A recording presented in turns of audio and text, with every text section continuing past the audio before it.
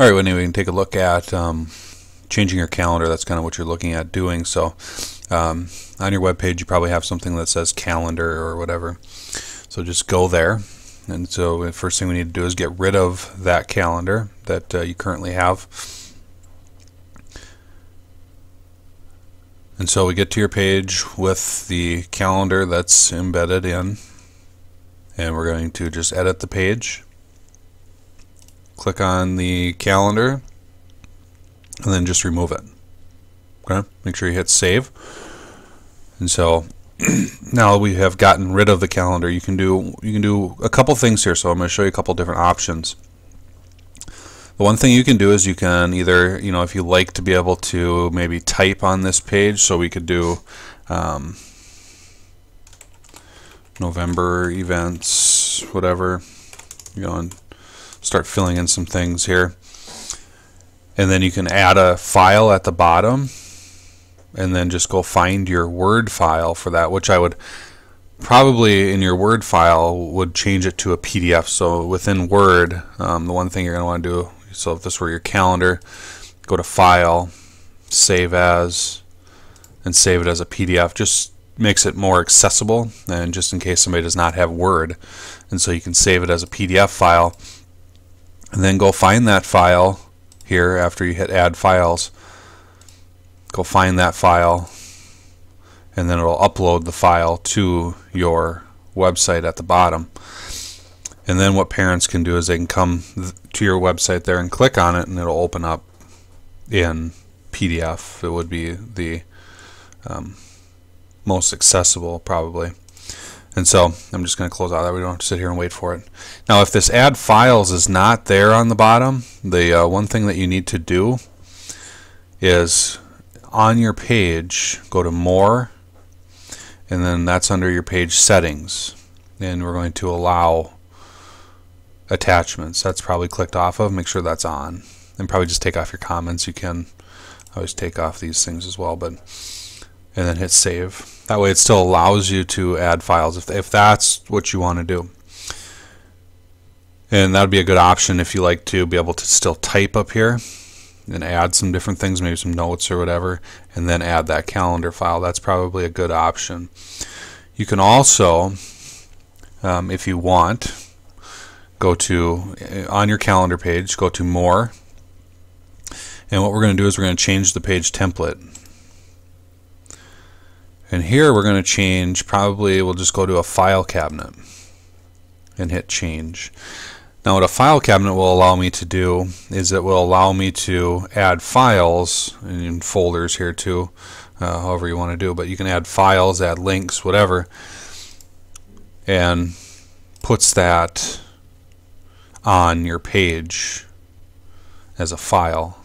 And so it'll be right here, and now parents can view, download, whatever they want to do.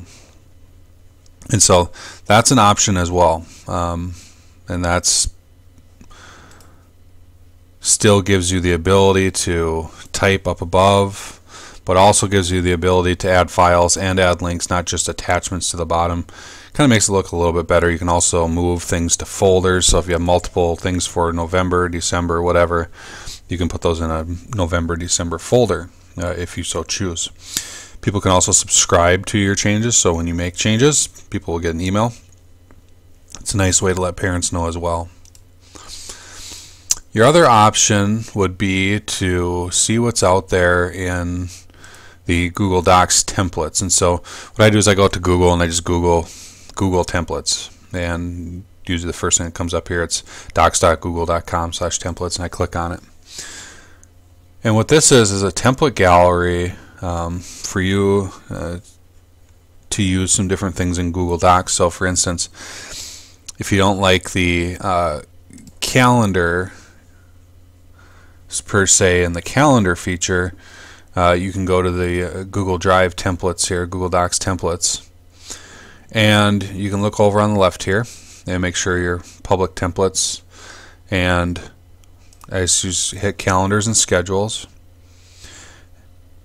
instead of going into Google Docs and creating your own, you can go out here and find one that somebody's already created.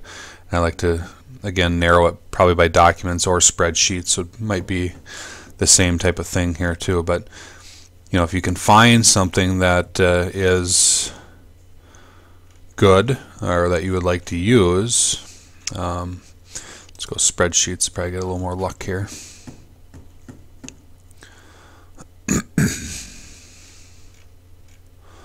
And so let's say I like this one. Okay, so what I can do is I can click on it.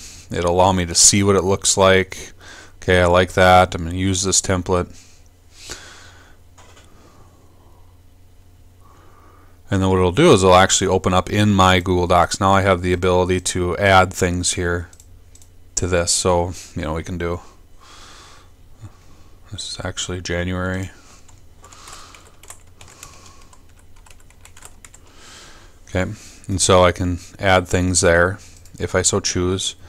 Again, this is just an Excel file, so all it is cells that we're editing. And on the bottom of this one, you can see, I mean, each one's going to be different, so I'm not going to spend a lot of time there. But what you'll do is you'll go to Share. And again, we'll change this, make this public on the web. Make sure just anyone can view. Hit Save. And then we can go back to your site, and we can edit. Put our cursor here, go to Insert, and from Insert from our drive, we'll just insert a spreadsheet, because that's where that calendar is.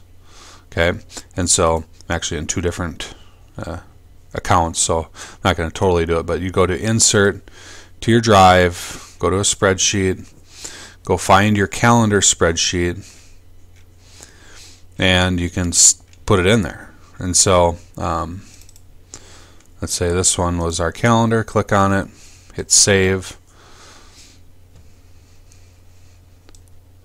and now it's in Google Docs. And so in Google Docs now, whenever I edit, I can